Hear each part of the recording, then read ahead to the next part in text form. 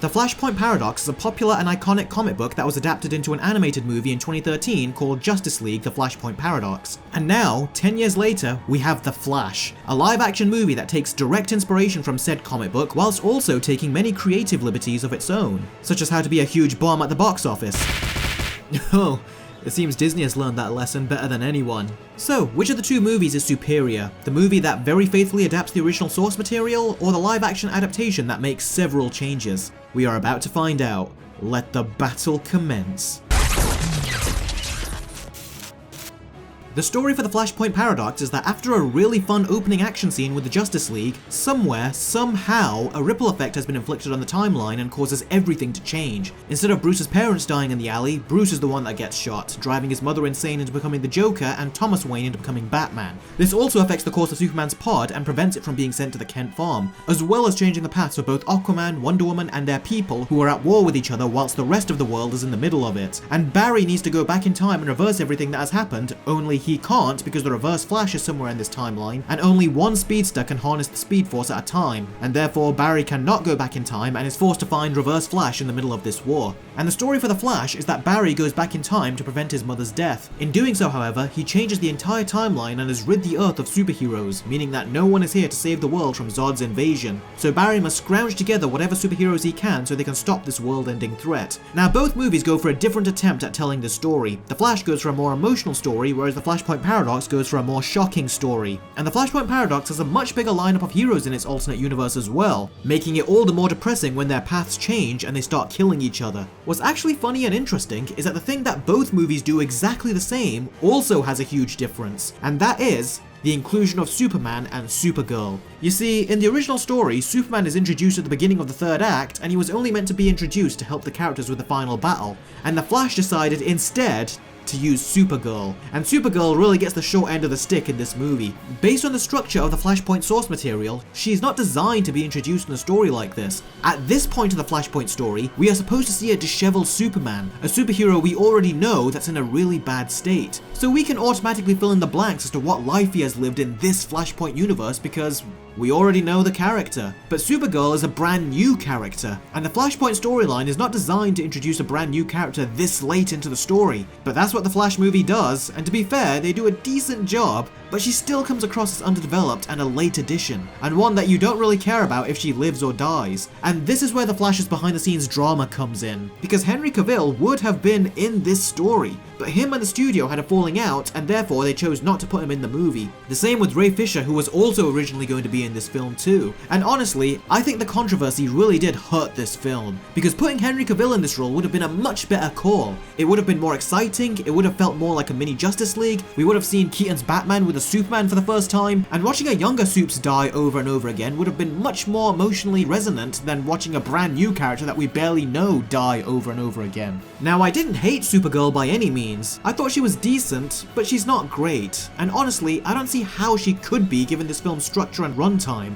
The Flashpoint Paradox, on the other hand, they have Superman, and he even has some very brief yet emotionally touching scenes with Cyborg, one of which during Cyborg's death. That is something that the Flashpoint Paradox has over the Flash. There is a much bigger body count, and we see many of our heroes die. And our heroes die in the Flash too, but we have a team of 4, whereas we had a team of countless, and an army of D-listers as well. Even Lois shows up. Regardless, as much as I like the story in The Flash, I personally thought that it had some pacing problems. Now, it's not bad, but I did feel that the movie went from scene to scene a bit too quickly at times, like the movie was in a rush to go to the next scene. The Flashpoint Paradox, on the other hand, it's shocking how much story they were able to cram in its 1 hour and 15-minute runtime, and it never feels rushed. Now we are going to talk about one huge difference between the story for both of these adaptations, and that is that the Flashpoint Paradox keeps Barry's time-traveling attempt to save his mother a secret, and then it decides to make a big reveal about it towards the end of the movie. But with Barry in the Flash movie, and even the Flash TV series, we do see him make that decision to save his mother, and it makes it all the more heartbreaking when he realizes that he has to go back again and let her die. And this has resulted in Eric crying twice during these scenes. What can I say, this subject matter really does get to me. And this gives Barry an emotional arc, and we get to see it in all of its tragic glory, whereas Flashpoint Paradox Barry just gets this. Mom, I'm so sorry.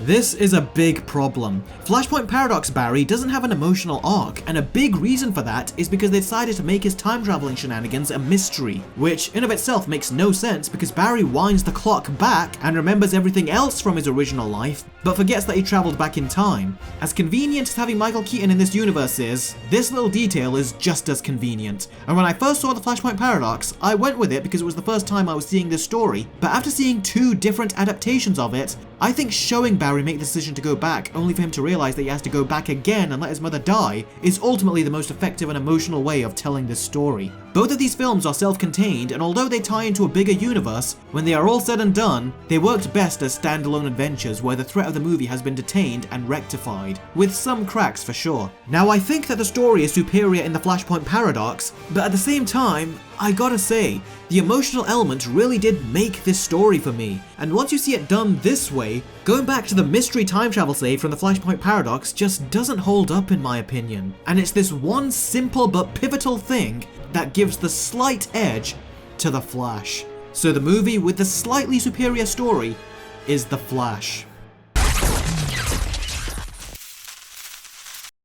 Now a big difference between Barry and these 2 stories is that the Flashpoint Paradox has 1 Barry and the Flash has 2. Now Flashpoint Paradox Barry is very much an adult, all the way down to his mannerisms and his reactions. Our main Barry in the Flash is definitely a mix. He plays up the sillier side that we have seen from him before, but right after the opening scene and when he has his conversation with Bruce, you see a more serious side to his character, and aside from the odd joke, Ezra Miller's Barry is played very straight and he takes everything seriously. We then have the younger Barry who is practically a straight up hippie, all the way down to his laugh. Times myself. You can't.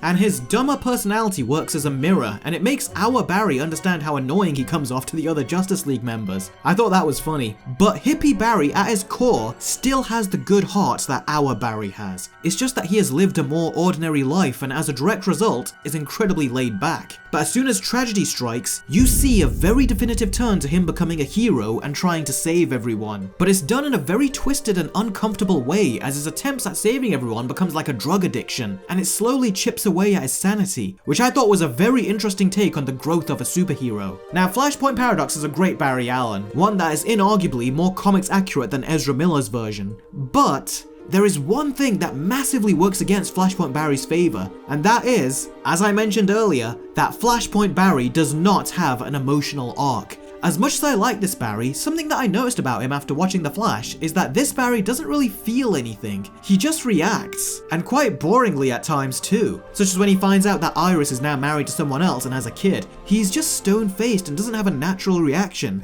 The pilot was Hal Jordan. Hal's dead?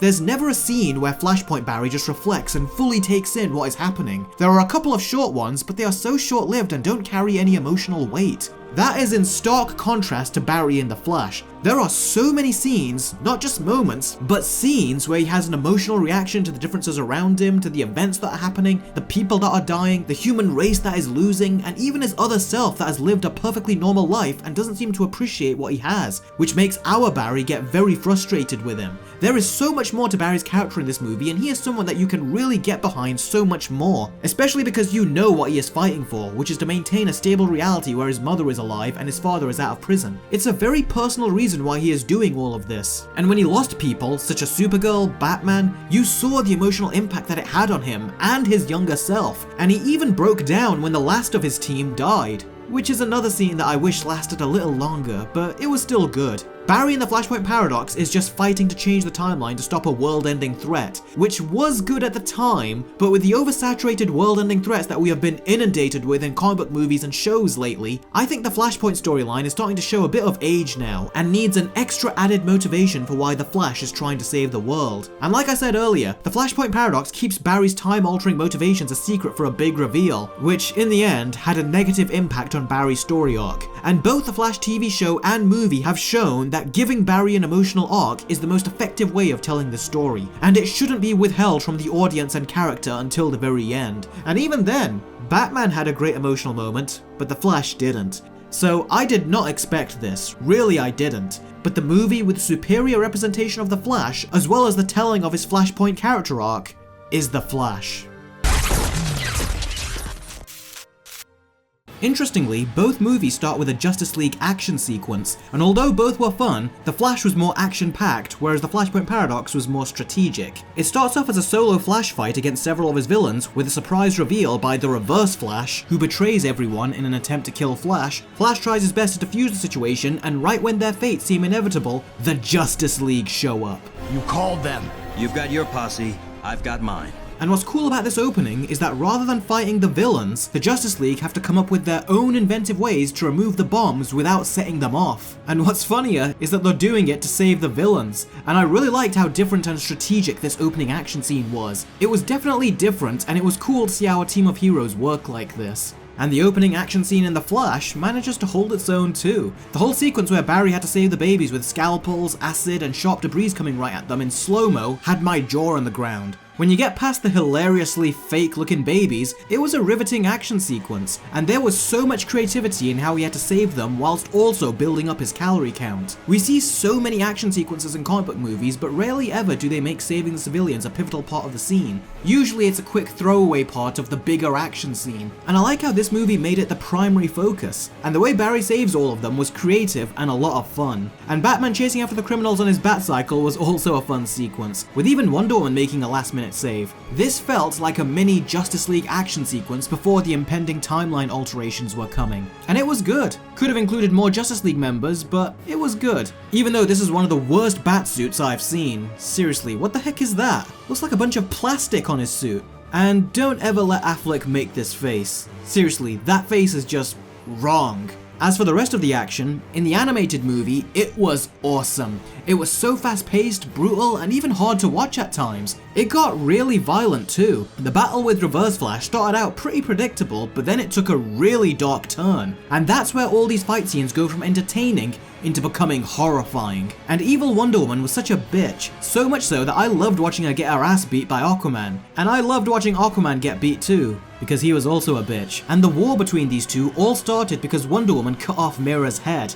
If only that would happen in Aquaman 2. Gal seems to love cameoing in these movies lately, so why not Aquaman 2? And do us all a favor. But yeah, once shit starts going down, the action is really good in this movie, and is hard to watch. Going back to The Flash, I actually really like the Chrono Ball sphere that Barry uses to travel through time. It made for some real tension-filled sequences where you could see the timeline was in good standing, and also when it was falling apart. Really, I thought the visual creativity and imagination behind it was so good. And this is the one part where I personally didn't mind the fake-looking CGI, because it made the Speed Force seem very comic booky. You could just imagine illustrations like this in a comic book, and although I can see how it would bother people, I liked the slightly uncanny valley look here. And the combat with Keaton's Batman when he fights the Russians was also really good. The same when they battle Zod and his soldiers. I love the creativity that was on display here, and as bad and unfinished as the CGI can be here at times, there were also a lot of great looking shots where you could tell that the VFX artists had more than a week to work on them, and I thought those looked wonderful.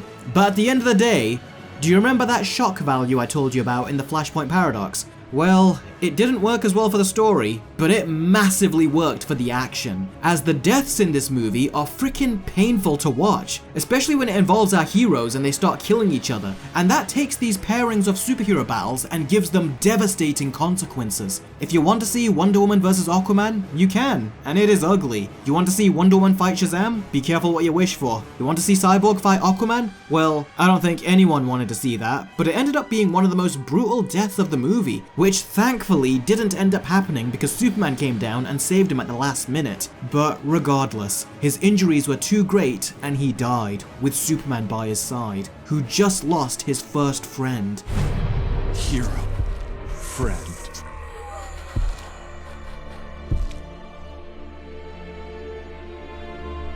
The deaths in this movie are brutal, man, and they have a much bigger impact on you than the deaths in The Flash. The action is fantastic, it's downright vicious, it's so well choreographed, it's even funny in places too. But the final climactic battle is what really sealed the deal, and made this movie so memorable and painful to watch. So the action in both movies is great, but the movie with the superior action is the Flashpoint Paradox.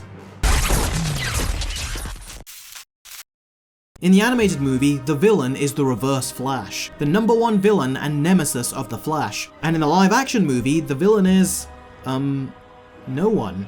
Yeah, the Flash surprisingly doesn't have a main villain. Not even the Reverse Flash, which many speculated since the film's announcement. The main villain of this movie is Barry's reckless actions. Actions that have consequences and that he now has to rectify and reverse. And I thought that in this telling of the story, that is all you need. You don't really need a dedicated villain to raise the stakes, and this movie had a temporary villain in Zod, but ultimately, no main mastermind. Just the ramifications of our heroes' actions if they misuse their powers, whereas the main villain in the Flashpoint Paradox was clear-cut Reverse Flash, for preventing Barry from getting the timeline back to normal. And this raises an interesting question. Do you even need Reverse Flash in this story? Because he's not really necessary in the grand scheme of things. He even admits this was all Barry's doing, something that Barry would have already known if the movie didn't conveniently wipe his mind of saving his mother. When you get down to it, the damage of changing the timeline is threat enough, and it's all Barry's doing, his mistake. And having Reverse Flash tell him that is really the extent of his involvement in the Flashpoint Paradox. And strangely, both of these Flash movies don't tell you that it was him who killed Barry's mother in the past. So in order to cause Flashpoint,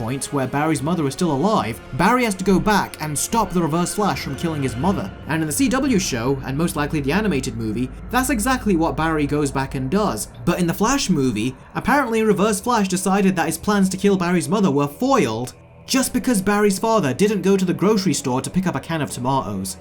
Yeah, this is something that can destroy the time-traveling concept behind this movie, and I would totally understand that if for some people that is enough to throw this whole time-traveling thing out the window. I personally was able to look past it, but make no mistake, that is a destructive plot hole. Just because Barry's dad was at the house doesn't mean the Reverse Flash would change his mind about killing Barry's mother. In other interpretations of the story, he killed Barry's mother even though his father and young Barry were in the room. The outcome would always be that his father was framed for her murder. So if anything, killing her with Barry's father in the house would have just made his job easier. It wouldn't have changed his ultimate goal, which was to get revenge on the Flash at the time. But the movie acts like it's the pivotal thing that prevented her death. And as much as I liked the idea of the Dark Flash, as I explained earlier, he was in here so briefly that I don't even think he qualifies as a villain. So I think that both are kind of weak here. And the Reverse Flash really does come across as just a bit of a troublemaking spectre than he does a criminal mastermind or anything. The only thing that he does that you could potentially read into is that he plants the idea in Barry's head. But no matter how fast you run, you can't save everyone. Not the ones that matter to you. But that easily could have been him sending the Flash a jab, just like how Joker always sends Batman jabs about Barbara and Jason Todd. So this line doesn't really make him come across as a mastermind, as much as it makes him a dick. But at the end of the day, the Flashpoint Paradox does have a main villain, and even much more developed heroes turned villains, which gives the viewer an innate feeling of dread watching them destroy the world and kill each other. So without a shadow of a doubt, the movie with superior villains is the Flashpoint Paradox. There seem to be a lot of mixed reviews for The Flash, and although I definitely don't think it's on the same level as The Dark Knight, as was reported by early audiences, I thought it was entertaining, and much like Shazam 2, the humour in The Flash, for the most part, felt very well balanced. The story and tone is still very much in focus, and the characters' behaviours don't feel compromised just to service the joke. The effect of putting the two Barrys on screen was absolutely seamless. 90% of the time, you forget that they are supposed to be the same actor. The movie shows a good amount of blood when people get hurt, making the action feel like it had more of an impact than your typical comic book action scene, and even though I gave the CGI a pass with some scenes, there is a lot that has no excuse for looking as bad as it does, especially given how many delays this movie got. I expect much better from DC. And as for the Flashpoint Paradox, it is one of the last truly great DC animated movies before they started to adapt the New 52 comics, and it was all downhill from there. It's time for the scores. The Flashpoint Paradox gets a very high 8 out of 10, and The Flash gets an 8. I really did enjoy both of these films, but the Flashpoint Paradox still feels like the more complete movie, one that was able to fully utilize its concept and its heroes. The Flash, on the other hand, really limited its heroes for most of the movie,